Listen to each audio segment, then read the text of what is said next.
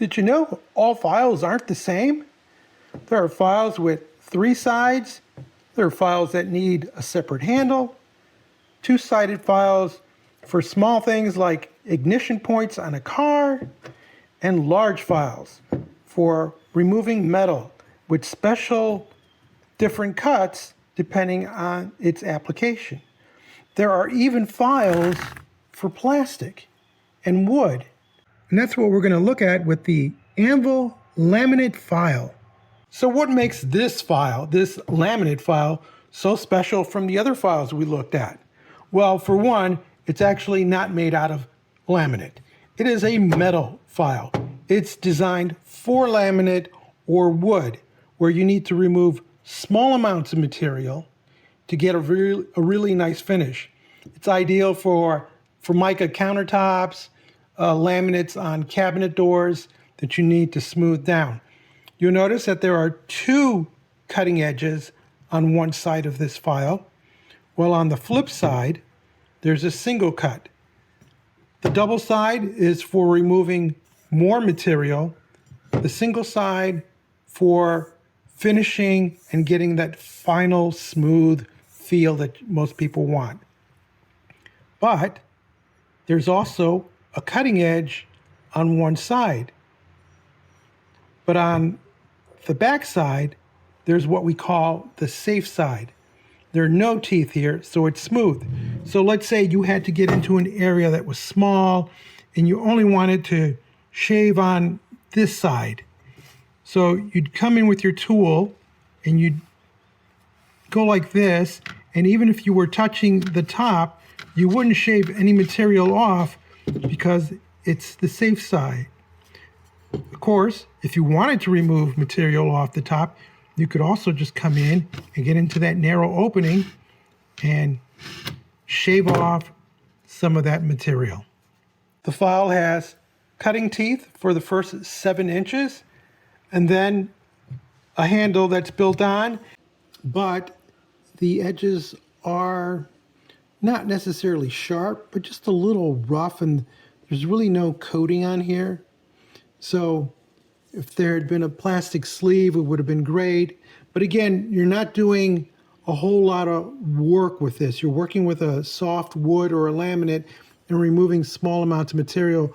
So there's not a need to bear down and a need for a strong, big handle to give you more leverage.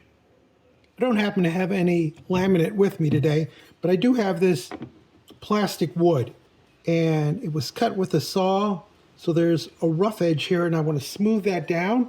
So I come over to the crosshatch portion of the file, not the single side, and I'm going to apply a short, even stroke.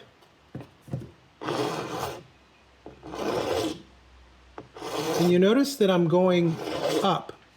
And the reason you do that is because if this were a laminate and I were to come down with a stroke, then I probably would chip that laminate away from the base that it's glued onto. Now,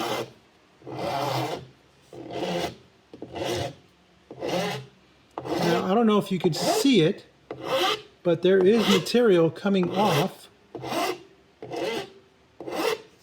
Let's see.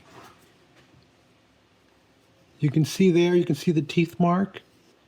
And I've smoothed out that edge, but now of course I can see the teeth marks and I don't like that. So we come over to our single side.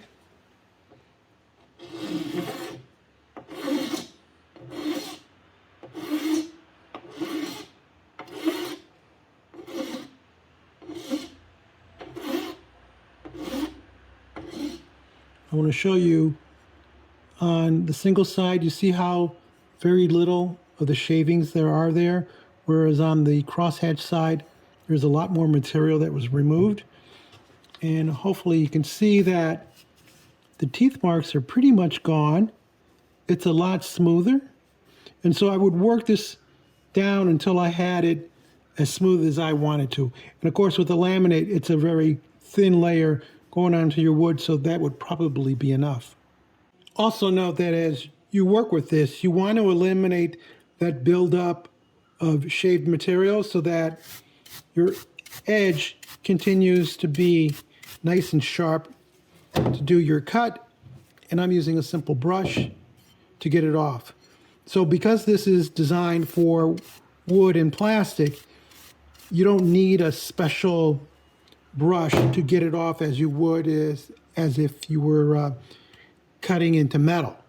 For those types of file, you need to get a special brush because the metal really digs in between the teeth that you've removed and it's hard to get out. But now we're ready to continue working with this file. While you may be tempted to use a metal file on your laminate or wood, they remove too much material and they just don't really have the finesse that this laminated file can do for you. So you want to use the right tool for the right project, and this is great for laminates and woods. Wouldn't use this on metal. For that, you'd have to find the appropriate file. If you found this video interesting or useful, give us a thumbs up, leave us a comment, join the subscription team, and as always, thank you so much for watching.